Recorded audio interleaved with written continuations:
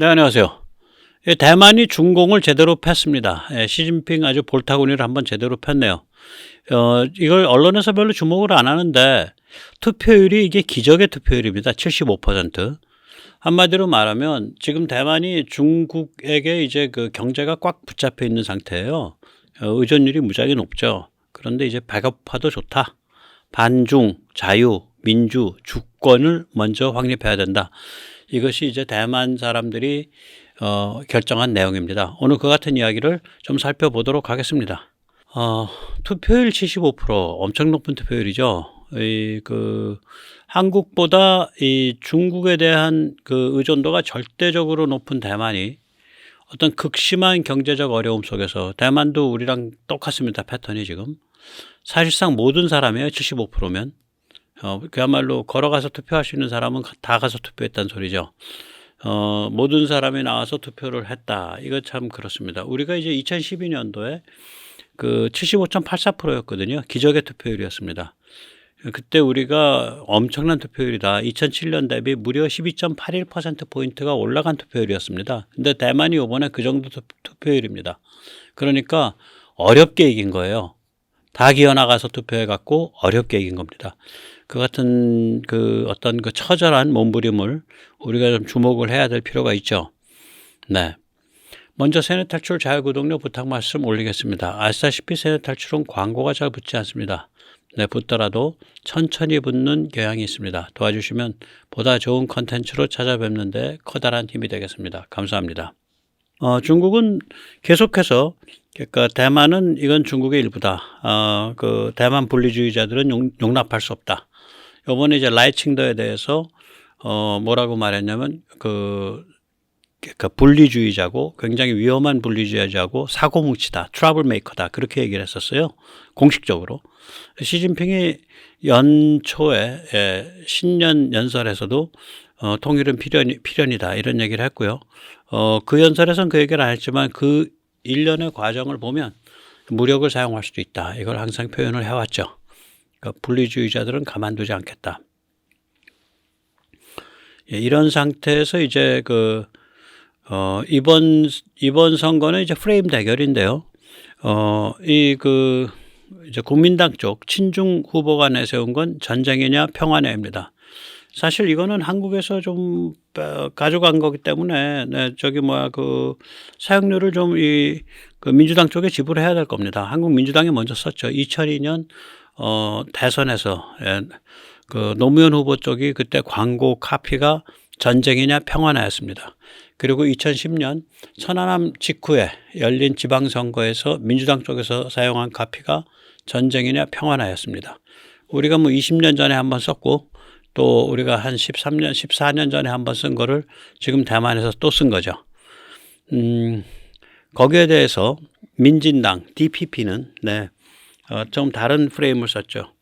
그러니까 자유 주권을 택할 것이냐 아니면 노예 독재를 택할 것이냐, Democracy vs Authoritarianism, 그러니까 민주주의냐 독재냐, 그렇게 프레임을 썼습니다. 다시 말하자면 친미여서 민진당을 찍는 게 아니고 친미를 하는 까닭은 자유를 원하기 때문이다. 주권을 원하고 민주주의를 원하기 때문이다. 마치 한국 언론은 자유민주 주권을 위해 미국을 선택했다 이런 표현 없이 그냥 막무가내로 친미냐 친중이냐 이렇게 프레임을 몰아요.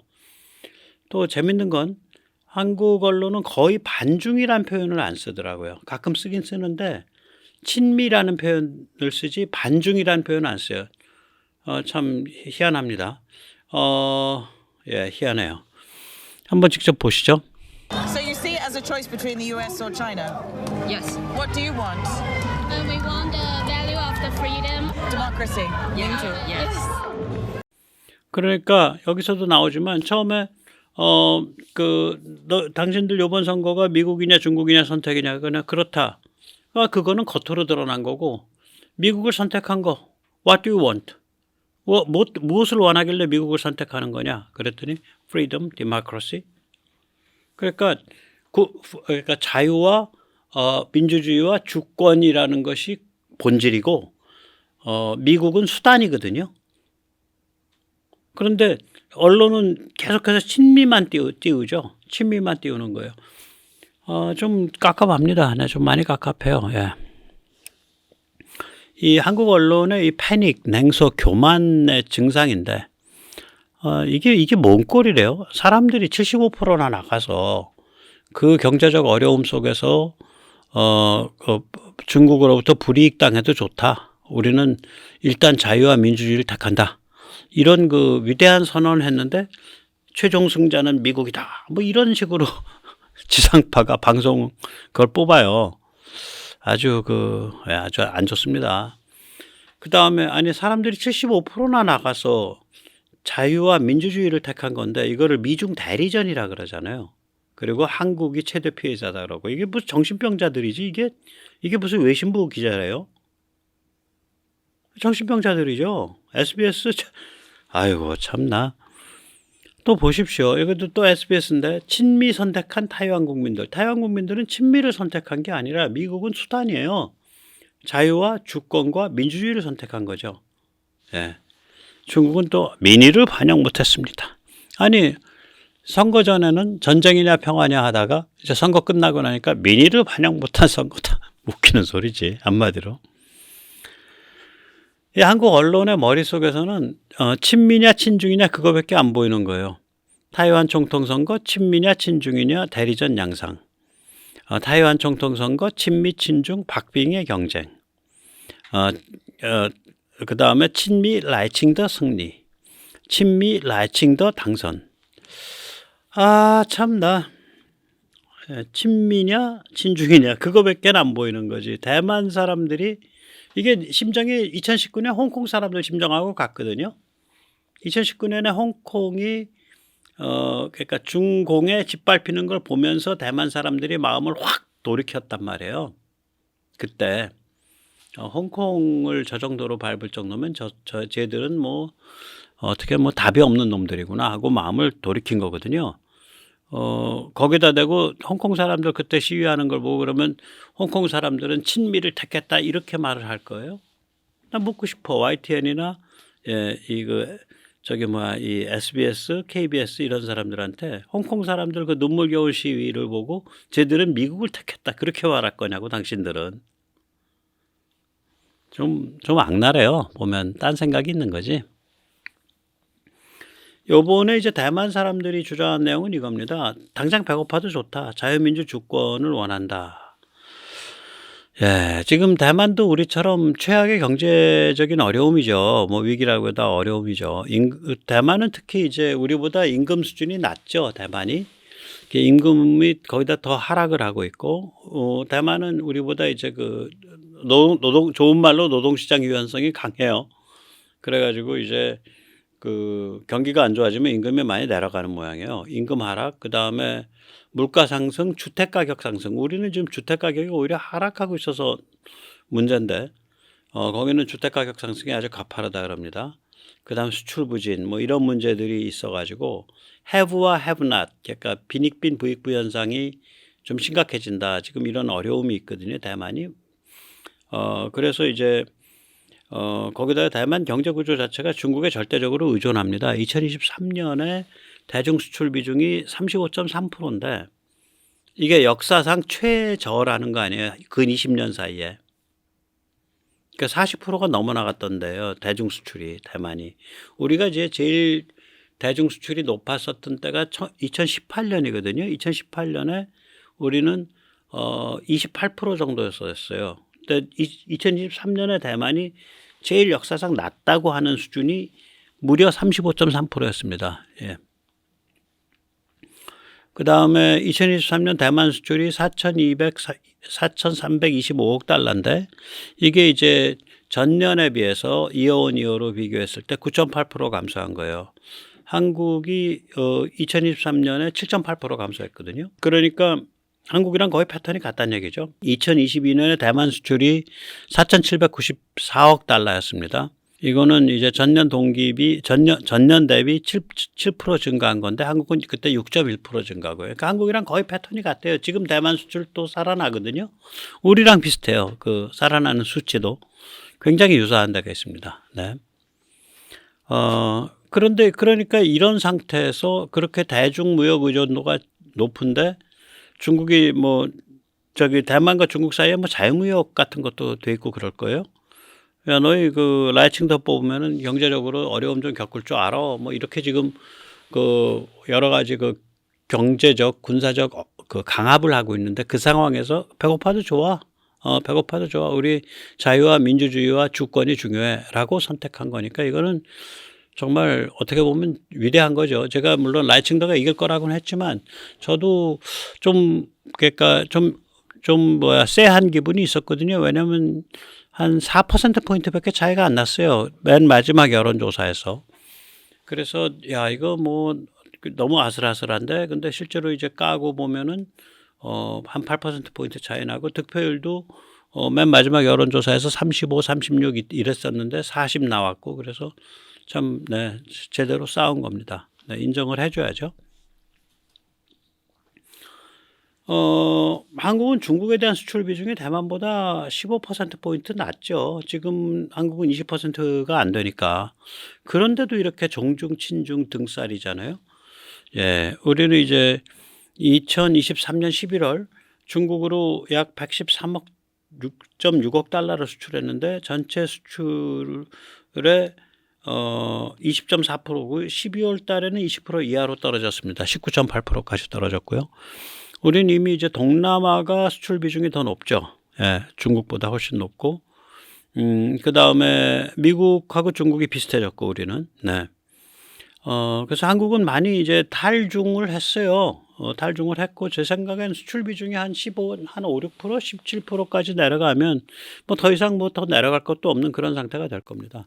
한국 방문을 하고 있는 중국 관광객의 추이를 보면, 코로나 이전 비중이 37.1%, 근데 작년에 24%예요. 그러니까 13%포인트 빠진 거죠. 그리고 좀 양상이 달라졌어요. 그러니까 단체 관광이 확 줄어들고 소규모, 그러니까 평균, 방문객 평균 수가 2.1명이니까 뭐 단체 관광 없이 전부 커플로 왔다는 소리죠. 그러니까 여성이 많고요. 20, 30대가 많고 쇼핑보다는 체험 위주가 됐고. 자, 대만 선거 직후에 북한이 미사일을 쐈단 말이에요. 어저께. 이게 우연일까요? 저는 아니라고 봅니다. 거기다가 이제 그냥 미사일도 아니고 신형 고체 연료 중거리 미사일을 쐈죠. 쟤들이 상당히 글로벌하게 놀아요. 그러니까 1968년 월남전이 1968년 1월부터 이제 테트 공세가 시작되고 그 테트 공세가 그해 가을까지 한 10개월 동안 진행이 되거든요. 그것이 월남전의 변곡점이었습니다. 그거를 계기로 해서 이제 월남이 적화로 기울게 되죠. 그 테트 공세에 발맞추어서 그해 1월 21일에는 김신조가 청와대를 습격했고요. 1월 23일에는 원산 앞바다에서 푸에블로호를 납치했죠. 그리고 그해 10월 말 11월 초에는 울진 삼척에 대량 무장 공비가 침투한 사건이 있었습니다. 즉 다시 말하자면 68년에서도 우리가 보면 알 수 있듯이 우리가 흔히 야, 설마 그게 그렇게 연결돼 있겠어? 우리는 이제 순진하니까 그렇게 생각하는데 쟤들은 그렇지 않습니다. 완전히 패거리로 놉니다. 대만에서 선거가 패배하니까 북한이 신형 중거리 탄도미사일을 쏜 거예요. 보다 정확하게 말하면 대만에서 중공이 패배하니까 중공이 북한을 시켜서 신형 탄도미사일을 쏜 겁니다. 야, 우리가 뭐 대만의 선거 좀 졌지만 우리한테는 아직도 북의 핵화 미사일이 있어. 뭐 이런 거죠. 예, 우리한테는 아직도 북의 핵화 미사일이 있어. 예, 그래서 이게 참 쟤들은 이런 식으로 다 엮여 있어요. 예. 여기서 이제 우리가 군사지정학적인 판단을 좀 해봐야죠. 대만의 경제적 약점과 군사지정학적 이점이 있습니다. 우리는 정신문화, 정치문화의 약점과 군사지정학적 살벌함이 있고요.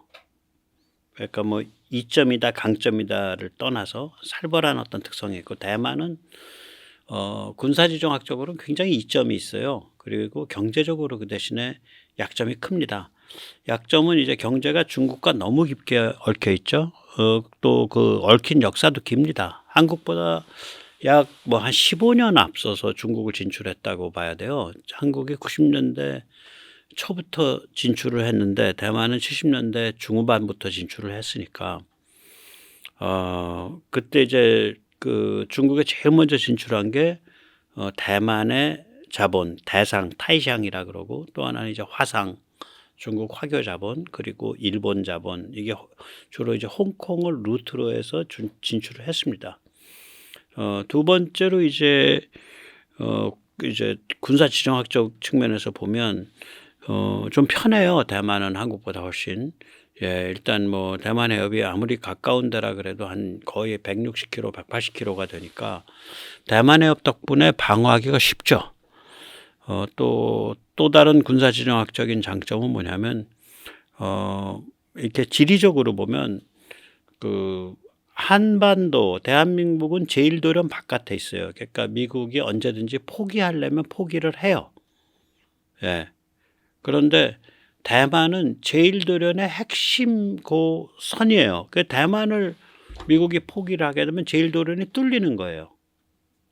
그래서 중국이 왜 대만을 먹고 싶어 하냐라는 얘기를 할 때 이 제1도련을 얘기를 안 하고 무슨 뭐 중국의 역사 무슨 그런 거를 얘기하는 건 다 말짱꽝입니다. 제1도련을 돌파하는 핵심적 수단이에요. 대만이 뚫리면 제1도련이 다 무너지는 겁니다. 이거는 어디서부터 나타나냐면요. 1954년, 1955년에 걸쳐서 일어났던 대만 해협 위기, 그 다음에 또 몇 년 후인 1958년에 일어났던 대만 해협 위기에서도 고스란히 드러납니다. 그때는 이제 미국이 확실하게 대만을 챙겼죠.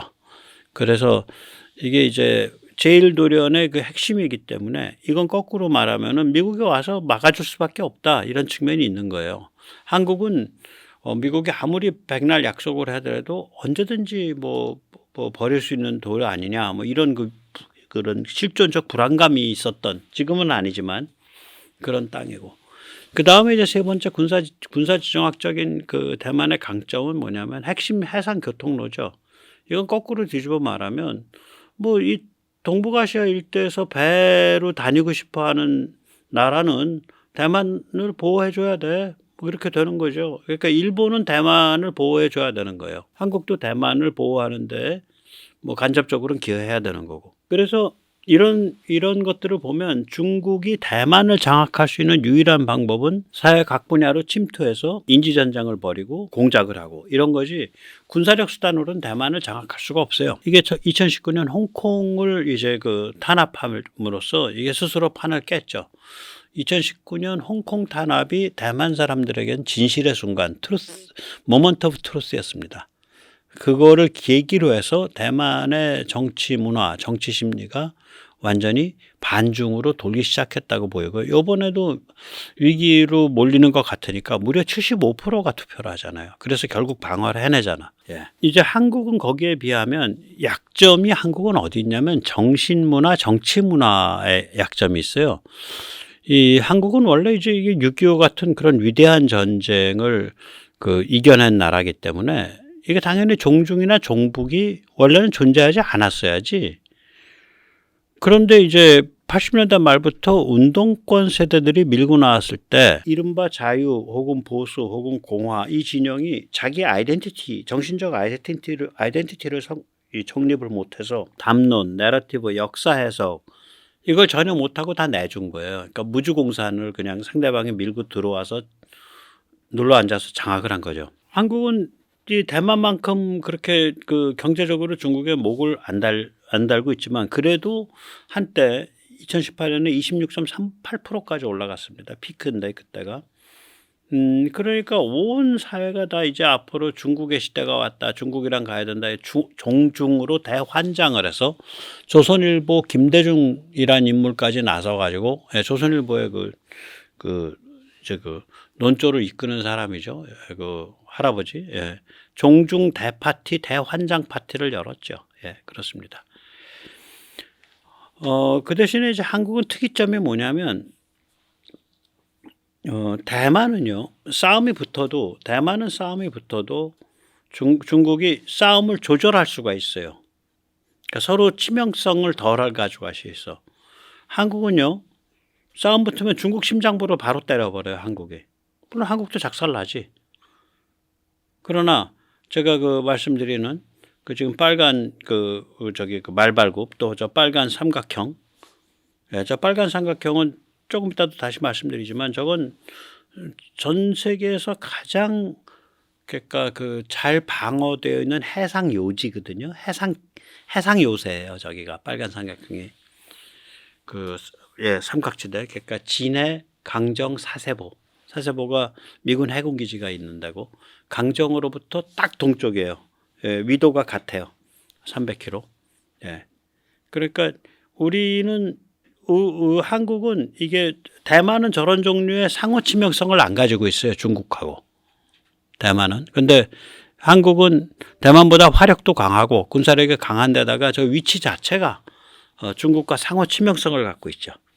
그래서 우리랑 대만이 비슷한 것 같아도 굉장히 많이 다른 거예요. 대만은 우리보다 군사지정학적으로는 훨씬 더 여유가 있어요. 그래가지고 여유가 있는 통에 너무 널널해갖고 지금 아무것도 좀 안 해놓고 덜 해놔가지고 야 쟤들 저 나라를 지키려는 의지가 있냐 뭐 그런 의심까지 이제 가질 수밖에 없는 그런 상태가 된 거지. 예. 군사지정학적인 얘기를 조금 더 파고 들어가 보겠습니다. 그래서 우리가 좀 이제 그 역사적으로 보면 원래 제1도료는 일본 열도에서 시작을 하죠. 일본 열도에서 시작을 합니다. 이 한국은 제1도령 바깥에 있는 뭐 여차하면 버릴 수도 있는 돌이에요. 그러니까 군사 지리적으로만 보면 모양이 그렇잖아. 일본에서 막으면 되겠네. 일본 오키나와 열도, 타이완, 그 다음에 필리핀 이렇게 막으면 되잖아요. 그러면 중국을 가둘 수 있잖아. 저 안에 들어와서 한반도 남쪽까지 막아야 될 이유가 없다고요. 그냥 보면 생기길 그렇게 생겨 먹었지. 그런 의미에서 이제 그 우남 이승만 대통령의 한미동맹은 이게 어떤 뜻이냐면 우리 뭐 너희가 버리려면 버리는데 일단 너희 말뚝 받고 버릴 땐 너희도 좀 같이 좀 죽어야겠다. 이 소리야 이게. 주한미군을 여기에 말뚝 받게 만든 거지. 그러니까 함부로 못 버리게 역설적으로 뒤집어서 표현하면. 그리고 이제 당시에는 소련이 주적이에요. 그러니까 이제 제1도련의 시작점이 소련이 주적이니까 사할린까지는 이제 사할린까지는 소련이 들어왔으니까 제1도련의 시작점이 홋카이도라고요. 이게 예, 홋카이도고 이게 홋카이도에서 일본 혼슈를 거쳐가지고 예, 이렇게 쭉 내려와서 이제 필리핀까지 오면 이렇게 돼서 이제 중국을 막는 거거든. 이제 그 당시에는 이제 그런 관점이죠. 그런 의미에서 보면은 왜 이쪽에 그 대형 공군기지들이 이렇게 많은지 알 수 있는 거예요. 미사와 공군기지, 요코다 공군기지. 이게 이제 다 혼슈, 하나는 미사와는 혼슈 북단이잖아요. 사실 홋카이도랑 가까운 데죠. 미사와 공군기지 있고, 그 다음에 혼슈 한가운데, 예, 그 도쿄 부근에 요코다 공군기지 있고, 또 도쿄 부근에 요코스카 해군기지 있고, 그렇게 되는 거죠. 그런데 이제 이게 이제 제1도련이 어느 순간에 좀 바뀌었어요. 이렇게 바뀐 거예요. 이제 제1도련이 홋카이도에서 시작하는 게 아니라 말하자면 백령도에서 시작하는 거예요. 제1도련이. 백령도에서 시작해요. 제가 보기엔 백령도 연평도에서 시작해. 제1도련이. 그래가지고 미국이 이제 중국과 제대로 대립하기 시작하면서 대한민국의 가치, 대한민국의 의미를 이제 그 절감을 하기 시작했다고 보이는데 우선 첫째는 제1도련의 시작점과 주춧돌이죠. 제1도련은 백령도에서 시작을 하는데 실제로 뒤에서 딱 버티고 있는 건 요게 그 강사진 삼각지대, 강정, 사세보, 진해 삼각지대가 되는 거고요. 그 다음에 이제 그 한국이 이제 제1도련의 시작 주춧돌이다. 두 번째는 한국이 이게 군사 요새다 이거죠. 그러니까 말발굽, 그러니까 라오베이 산, 그러니까 랴오동, 베이징, 산동, 중국 심장부를 바로 겨냥을 하고 있고 또 그 강사진 삼각지대, 해상 요새 이거가 있고 이거 해상 요새 이게 무시무시한 거죠. 예, 무시무시한 겁니다. 이 엄청난 해군기지 세 개의 사이에 들어있는 거 아니에요? 진해, 강정, 사세보 사이에. 예. 그 다음에 이제 한반도 자유통일이 중국에 대한 궁극적 제압수단이다. 한반도 자유통일되면 중국을 완전히 제압하게 되니까. 그 다음에 이제 네 번째가 주요 첨단 기술 및 산업. 이걸 이제 한미의 그 외교 용어로는 CET라 그러죠. 예, Critical and Emerging Technologies. 그러니까 주요 첨단 기술, 예, 그 얘기죠. 그걸 이제 두 나라의 안보 수장이 논의하잖아요. 그러니까 전에 제이크 설리번이 와갖고 조태용 실장이랑 논의했죠. 예, 백악관 안보보좌관이 와서 여기 국가안보실장이랑 논의를 했죠. 지금 그 조태용 실장은 지금 이제 국정원 원장가 있고, 예, 그런 거죠. 뭐 이렇게 되는 거죠. 예. 그 전에 이제 제일도련은 이제 여기 홋카이도에서 시작해서 이렇게 내려갔다면은, 예. 지금 제일도련은 어디 백령도에서 시작해서 이렇게 내려가는 거예요, 이게 지금.